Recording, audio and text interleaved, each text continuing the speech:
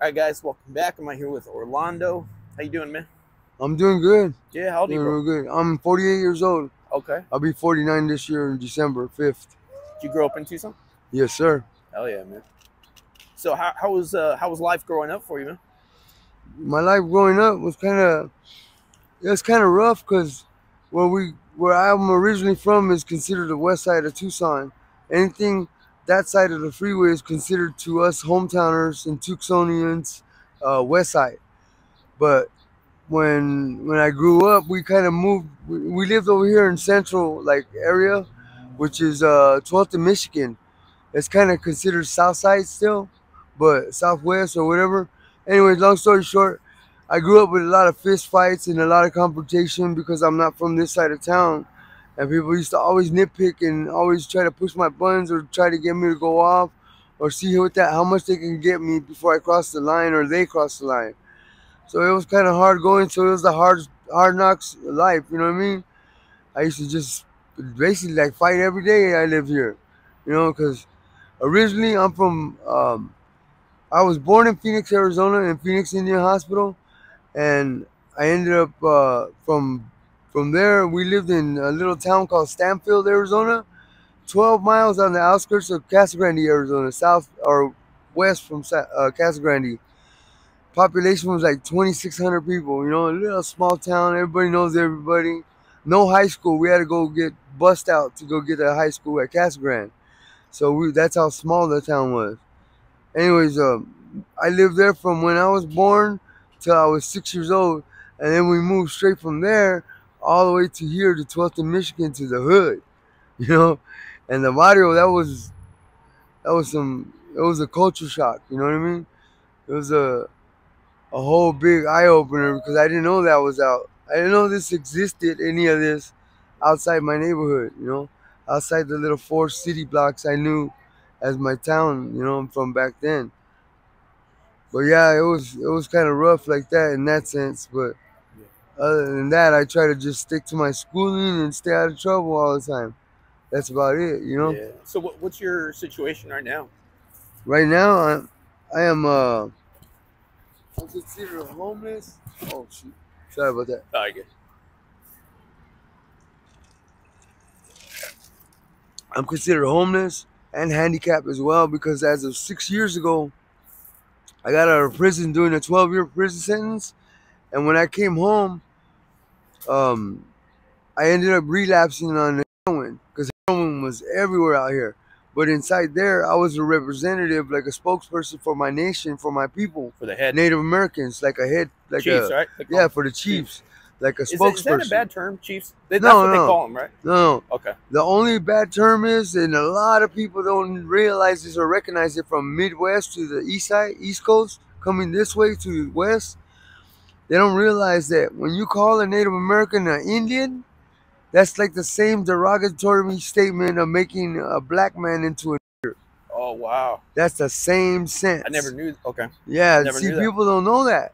And I try to been teaching them since they taught me that. My grandfather and my family, my kinfolk, they taught me that since I was yay high to a grasshopper's ass. And they told me, just remember when wherever you go, exercise that to the fullest and let these other races know that because that can stop a murder, that can stop a homicide or jumping, assault, Right. All that. whatever. You know Yeah. what I mean? Yeah. That can put a dead end to all that crap right there.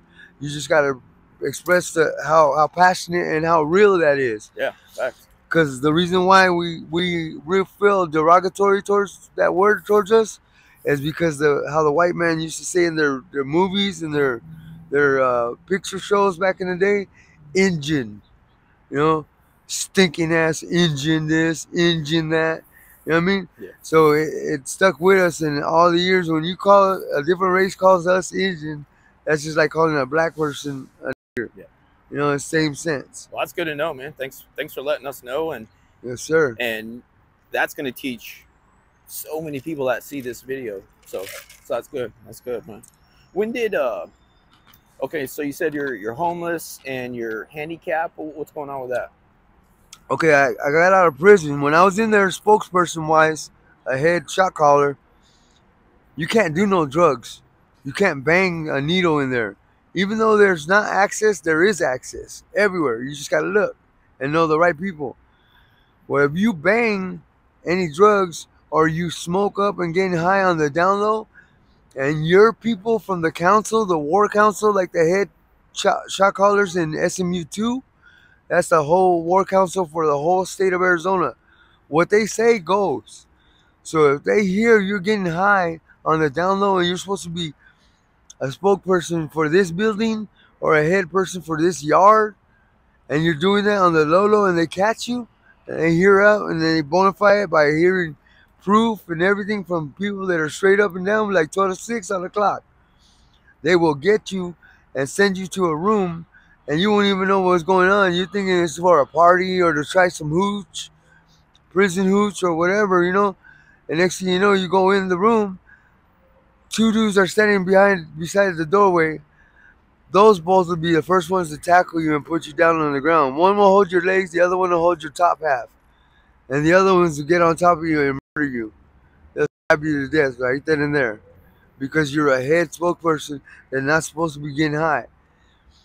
All the 12 years I was down, I had an ancestral infection growing in my L2, second to the last spinal cord, from doing with a needle back, before I got locked up in 2004.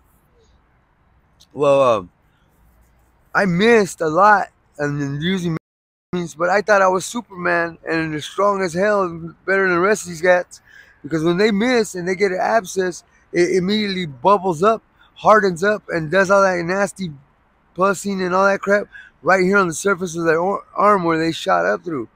I never got that ever in none of one of my arms. I never had to cut open, drain anything, nothing like that. But little did I know, it freaking made an abscess that went to the weakest part of my body, which was my L2. Because I was born with not too much cartilage in my back from the L1 to the L4. So it's like paper thin. But all those years being in there, I used to do burpees and exercises, and I would eat away my cartilage little by little. I didn't know it. And then I had that abscess infection, which was the size of a pea. So when I went in, it was 12 years. I couldn't do no drugs or no nothing. It was dormant. I didn't even know all that until I got out. When I came home, after doing 12 years straight, I got high, relapsed because heroin was everywhere. And I went home to 12th and Valencia, that big old ghetto apartment complex behind the Church's Chicken in Food City. I went right there, and every apartment had heroin going on or going in there, that house right there, everywhere around there. So I fell back into the needle and relapsed for 1 month. 1 month exactly later, I woke up paralyzed from the waist down because I had inflamed and freaking agitated that freaking abscess that was growing right there, that it went from a size of a pea to the size of a walnut inside my L2, my second to the last, and I got paralyzed from the waist down the first time. I had to learn how to walk. In 4 months it took me to learn how to walk. They told me, Access and these other people told me, the doctor's going to call you today for some good news. They called me, said, your labs came back clean, and your MRI, the last one we took of you 72 hours before this release date. I said, release date? They said, yeah, hold on. They said, 72 hours you have to wait to get the results. It came back, and it said the abscess is resolved. That means it's gone, disappeared. So seeing that was so, I went home. They let me go home that day. The next day, I went to, doing little exercises, trying to still get myself stronger for my legs from being paralyzed the first time. And when I did that, I did something like bent down to pick up something kind of little heavyish, and when I turned, I stood up, I turned, and like this, like to do like a little exercise pump, Yeah. 1, 2, like that. I was doing it like that. That night, I went to sleep. That was the third night. The third night, and I wake up later, June 4th, 2019. I got May 31st, 2019. I got out of the nursing home, Pueblo Springs. It was a nursing home by my Access and Indian Health Services insurance, health insurance. 3 days and wake up later, I woke up June 4th, 2019, paralyzed again from the waist down. This time I got nerve damage permanently now, but back then it could have been helped. I could have been saved. I could have been back to normal. But my primary caregiver at my reservation hospital clinic in Santa Barbara, Arizona, dropped the ball on me. Wasn't worried about me and his other clients. Was worried about getting paid because he just went from checks to getting paid by salary. So he was so, you know, worried about that. He wasn't worried about his patients. Yeah. I should have been sent to rehab more. I should have been sent to specialists and referrals to this, that, and the other to get back to normal back down there with that nerve damage. The abscess, when I picked up the thing and I was doing that exercise the night before it popped. It popped because I didn't have no cartilage in my disc, and it got pinched because it's now the size of a walnut. And it pinched it between my fucking spinal cords, and it went everywhere. All that abscess blew up inside my spinal cord, but it stayed encased in there, closed in there. It was like this far away from coming out. Excuse me. That if it would have came out, it would have went to my bloodstream and would have went septic, and they wouldn't have killed me. I wouldn't have been able to save me. They wouldn't have been able to save me. No doctor on this earth would have been able to save me after that. So luckily it didn't. But in order to, when that nerve damage happened, June 4th, the second paralysis, 3 days after I learned how to walk the first time from paralyzed, 3 days and wake up later, I woke up paralyzed the second time. Their fault, not mine. And I lost all control of my restroom breaks.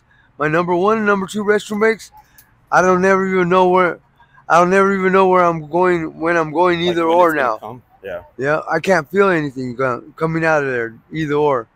You know, so now I have to put diapers on every day and wear a catheter for my urine catheter for to use the number 1 and number 2 because I don't know when either or is happening. And I guess I lost the muscle control down there, and I was left like that by my primary caregiver too long that they said the functioning down there or whatever is going on is permanent now. And they told me that on my 41st birthday. And my doctor actually cried with me. He choked up and started making me cry like a little baby. And, you know, here I sit 6 years later. My family's disowned me. They said I disgust them. That why don't I hurry up myself and do the family a favor? Get the out of here. Don't come around us no more. You smell. You disgust us. You're gross. You're not part of our family. Only family I have now is out here. This is my family now. Permanent for the rest of my life. And since that happened to me with the catheter and the diapers, my family kicked me to the curb, don't want me around or anything like that. I've been homeless, having to fend for my own self since then till now. For wearing diapers and having to go get the resources here and there. I can barely walk sometimes on bad days because my back acts up real bad. And it's still going to be a problem, the doctor said, for the rest of my natural life. Just because that other doctor messed up on record and said that I was okay and good to go home, and knowing that she was lying. Because what woke me up is 2 doctors arguing in the emergency ER and university medical center saying, looking at my x-ray film and my MRI saying, why would she say that there was no abscess infection right there? You can clearly see there's an abscessal infection right there in the spinal cord. And now look at it now. Look at the other film. It's all spread out like muck and gook, like syrup going all through my spinal cord. It was like from the bottom, the last one, to about midsection to my stomach. That's how far it was spread already. And I didn't do nothing. I didn't even get up or nothing like that. That was all when I slept. So as soon as I got up, it's like your heartbeat. When you get up, it pumps your blood real fast. And you get all, you know what I mean? That's the same difference with that. And it started pumping it out more and more and more. So I only had time ticking to make a decision. Open back surgery or you're going to be dead. So I made the decision to open back surgery. And ever since then, I've been messed up. All my nerves are shot. My equilibrium is done for the rest of my natural life. I can't run no more. My athleticism, everything. I used to play baseball, basketball, box. I was a boxer. I used to play freaking football. I can't do none of that athleticism no more. Nothing no more. The day they freaking opened my back up and pulled me my back apart with the scepters, they had to freaking chop the top off with a laser, my L2 spinal cord, and they opened it up just to scope it and scrape all that nasty medicine and all that, I mean, poison from the abscess busting inside me, just to get it all out. Yeah. And then they put the top back on, fused the bone back together, stitched me up, and said, "Okay, go back to rehab and learn how to walk again. You're tough. You did it once before." So I had to go through paralysis twice in a 9-month period. That was bullshit on their part, but you know, I've been here ever since and trying to remain strong and go through bad days and good days. You know, You seem like a I strong can't call guy, it. bro. You seem like a You real know? strong guy. You got heart, and I know you're a fighter. I know you're a fighter. You still Thank got you. it. As long as you got a heartbeat, you're still Yes, fighting. You know what I mean? yes, sir. So what happened yesterday? You told me like a story on the bus and waking up with no shoes. I'm gonna move the camera right here because Okay, a little too much shade. okay. I don't know if it's okay. Go ahead. Is it better? Yeah. Okay, cool. Yesterday evening, I hadn't been asleep for a couple of days because I've been trying to find a spot to go clean up myself because I had a accident on my number 1, number 2 restroom breaks, and it went in my diaper and it went all over my pants. So I was walking around cagado, that's called in Spanish, did it on and on, and nobody would lift a finger to let me go use their restroom, to let me go shower up in their house or in their backyard to use the water hose even. You know, all in 6th and 29th Street in South Tucson. Every one of them businesses turned me away. They would not let me use their accessible, where it has it public access restrooms for the public, open. I'm a public. I'm a part of that. And they turned me away. They would not let me use their restroom facilities to clean up in there and take care of myself, what I had to do. And I was basically walking around like that 2 days, trying to find somebody to let me do that, clean up. And since it finally came yesterday, last night, a friend of mine took me to her friend's house that she's staying with, let me shower up, cleaned up, and everything good. I get out of the shower and get out of the restroom feeling like a brand new man, real good and everything.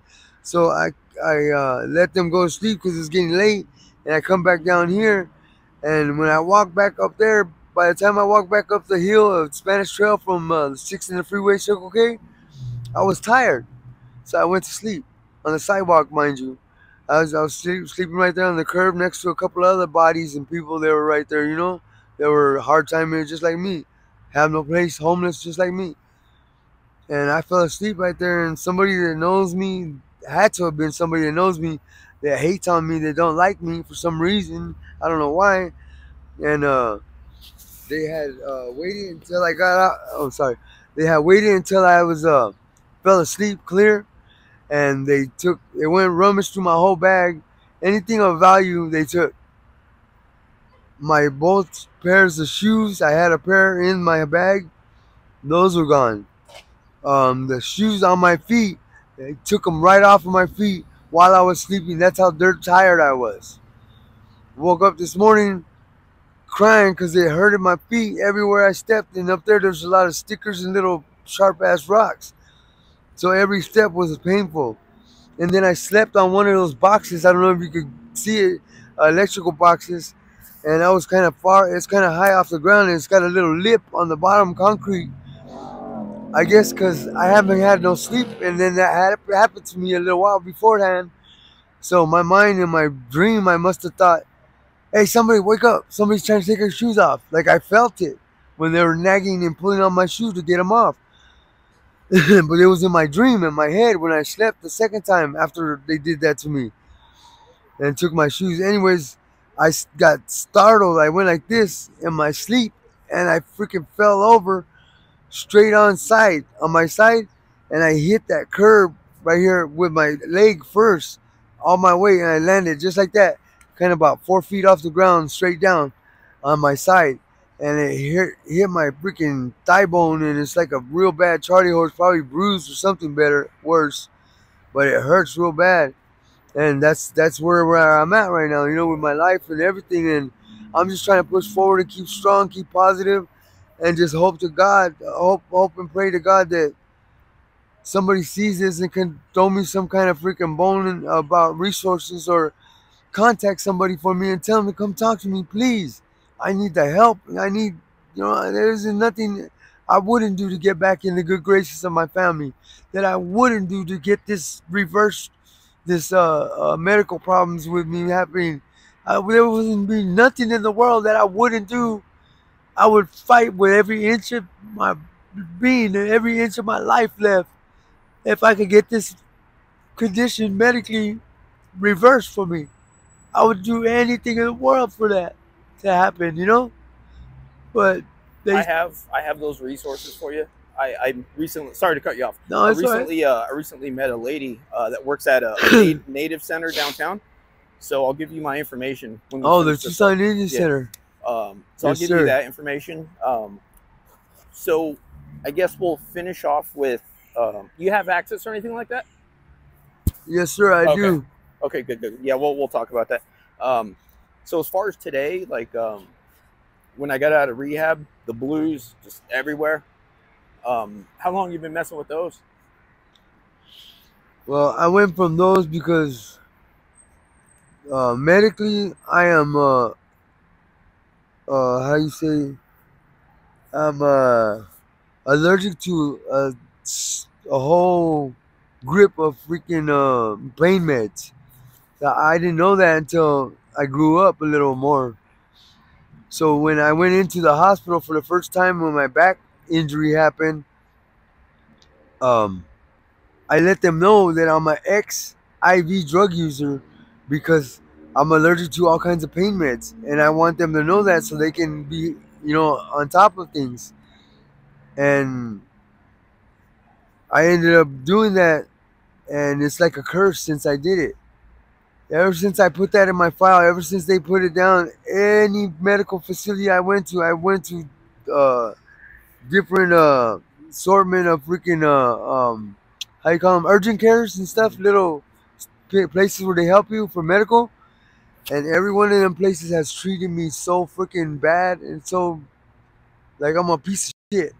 Like I ain't even worth to be talking to. Like I'm not even worth the spit off their freaking back. You know what I mean? Anything. You know? They treat me real bad like that because of that in my file, being a self-admitted XIV drug user because I'm allergic to all kinds of pain meds. And I've gotten out the hospital from doing the back surgery. My body was used to getting the medication every 5 hours. They would give me 20 milligrams of Percocets. Oxycodone. They would give me that 5 times a day, and I was used to that. But as soon as I got out that first nursing home, boom, right then and there, I had to quit cold turkey. Why? Because no pain meds were prescribed to me. Only thing I got anything close to a pain med was codeine, Tylenol 3s. That's it. That's not gonna even touch it. That's not even nothing compared to the pain I was going through. One step, my back would lock up, and I would feel like I'm dead in the water, and I would fall. Like I would literally fall down because it was that painful. I would lock up, and my legs would just give out from under me, and I would go down. And you got the physical withdrawal too from all that stuff. Yep. So once you came back out here, then the blues just came into your life. That's what I just tried to explain to these officers that came a little while ago. You say, officer, that people have told you, yeah, I'm just doing it just to have some fun right now, and this and that. Fuck, fun? Where the fuck is fun in overdosing? Where the fuck is fun is trying something that makes you sicker than a dog and make you throw up all day and you can't eat and shit, nothing. Where's the fun at? Freaking feeling like crap when you're detoxing from the drug itself. I said, that's no fun, officer. I said, the only reason why I do these things is self-medication. Because when I get up in the morning, I could barely get up. Because my back, where they opened me up 3.5 inches from my L1 to L4 to get to my spinal cord that had the abscess and exploded inside there and went everywhere. After that right there, that's some freaking pain, and I ain't never been the same. My equilibrium is off shot. Everything I know how to run or anything, I can't do it no more. I can't do nothing physically no more. Can't even get a ball and reaching distance for my niece no more. Nothing. So what did the officer say, like, once you told him that, like, you need to? He didn't say nothing. He just went on to the next subject. Like, he didn't even want to hear me. Like, he thought I was bullshitting. Like, I was making it up just so I can have a reason and purpose to get high. It's not even that, man. I'm doing Yeah. it just so I can function, so I can get my day started and get on my 2 feet. And then, like I told the doctors back then, I told the officers the same thing this morning. You go through what I've been through and see how fun it is. And see if you like to redo that over and over and over again. Dude, I contemplate suicide every fucking day of my life since 6 years ago, since they put this catheter and diapers and that nerve damage has happened to me. I have to come up with a reason every morning when I eyes open up, and I open up and I see everything, I'm awake, I'm alive. Before I even sit up in that bed or wherever I'm laying in the dirt and the rocks and the desert and the floor and the concrete, I have to come up with a reason every day, because I feel when I move slightly, I feel the holes in my penis coming from the urine catheter, and I realize, and my brain automatically snaps back to reality and remembers where I'm at and what shape I'm in. And from that point, I will not get up and start my day until I get a good reason on what to positive to go forward with. But other than that, I would have been dead a long time ago. I would have took my life a long time ago, just because I wanted to give up. Like yesterday was one of the worst days I had because of the being shitted on in diaper, walking around like that, embarrassed as hell. People making, oh, I'm gonna fucking throw up and this and that, right in earshot of me. They don't even care. They don't care whose feelings they hurt. They don't give a shit out here. Nobody gives a fuck. I've had people sit there and turn me down and say, we don't have no more food. I paying with money that I got for myself. I'll go clean a yard with or something like that. I have money to buy one slice of pizza, but Brooklyn 4th Avenue pizza joint turned me down, turned me away because I was homeless and I smelled a little ripe from being sweaty and sticky from the summer before last year. And they said they didn't have no more pizza slices to sell. They don't have nothing to sell no more for me. And please excuse me because there's a long line behind me. Very next person asked for pizza slices. They gave them a half a pie. And then the next people after them got served their pizza slices. I didn't get served shit. They held it against me because I was homeless and I smelled a little bad. It's not my fault. I can't control that. I can't control the smelling bad either because it's from the catheter and the nerve damage. Yeah. So. All right, brother. Well, yeah. I could talk to you all day, dog. Yeah, I know you got too. an amazing I got story. all kinds of. We're going to have to do a follow-up. So like I said, I'll give you my card, my number's on there. Yes, sir. And I'll get you that information, bro. So if you have access to a phone, just give me a call either by the end of the day or tomorrow and get you that info. Thank you, brother. Did you want specifically the Native Center information, or no, just I'll anything take in general? whatever you can give me. Any Okay. and every resources that I can reach out to, I want. Because I feel I can have a fighting chance as long as I get every resource accessible to. Okay. If I don't know about it, I won't never do it. Yeah. Yeah, there's plenty of detox centers, rehab, especially if you have access. That opens up many doors. Yeah. Have you ever been to detox or anything like that? Yeah, I have. Okay. And real quick, in a nutshell, I don't agree with that. The detox and quitting cold turkey, like they say, they give you stuff to wing off of it or whatever. Where? When? I've been to detox 3 different times. They've never gave me no fucking medication to take the edge off or calm me down, soothe the pain a little more, restless leg syndrome or whatever I'm going through. Never have they given me any one medication that these officers were telling us they gave us this morning. They did the same thing to my cousin 3 weeks ago. That was my firstborn cousin by blood. Me and him grew up so fucking close. That was my brother, Tobias Jose. He was buried last Friday. I didn't even get a chance to pay my last respects and see my brother for the last time before they put him in the dirt. And God forbid that happens to me, because I had a heart attack already before. I had a 1-inch heart stent put into me when I was in the nursing home for the second time. I was paralyzed. I caught walking pneumonia, and I got arrhythmia. And they rushed me to the hospital, and I coded on the way to the hospital. They had to bring me back with the pedals.